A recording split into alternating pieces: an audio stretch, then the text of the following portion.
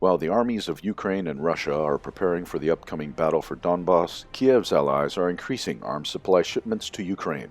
The United States, mainly by European forces, is implementing a large-scale rearmament project for Ukraine.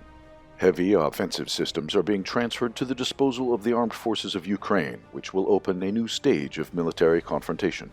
The delivery of about 300 modernized Soviet-made tanks to Ukraine was confirmed.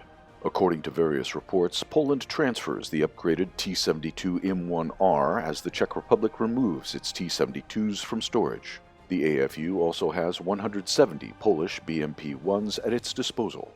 Echelons with M109 howitzers and M113 armored personnel carriers are already on the Ukrainian border. High-precision ammunition is also being transferred to Ukraine, including the M982 Excalibur with GPS guidance and the anti-tank Smart 155 munitions.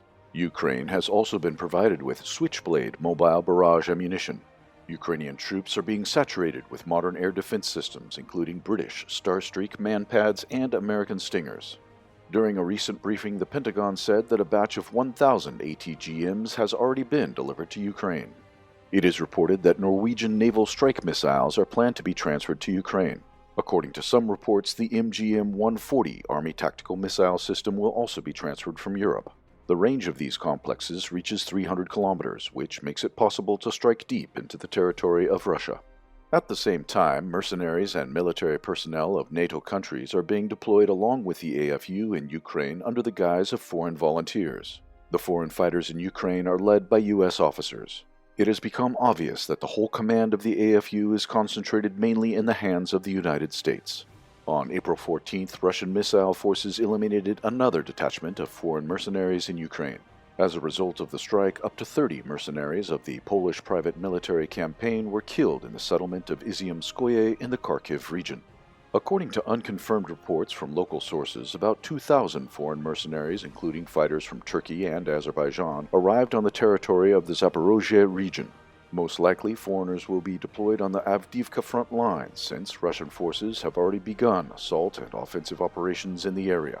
In the political arena, the United States openly issues an ultimatum to all countries that are not ready to sacrifice their own interests and stop cooperation with Russia.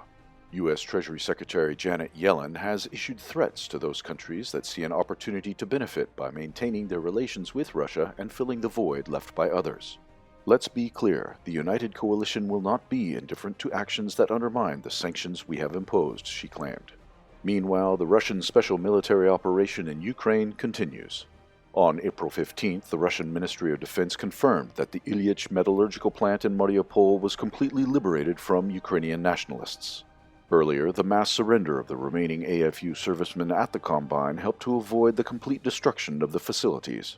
In Mariupol, over the past 10 days alone, at least 1,600 Ukrainian servicemen, including 176 officers, have surrendered as a part of large groups.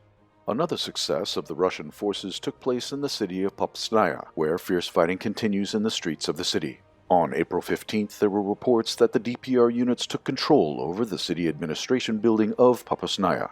The DPR fighters also advanced in the Marinka direction and took a number of enemy positions located south of the village. For a week now, the main missile strikes of the Russian Federation have been carried out in the areas along the main front lines, mainly along the Dnieper-Krivoy Rog line.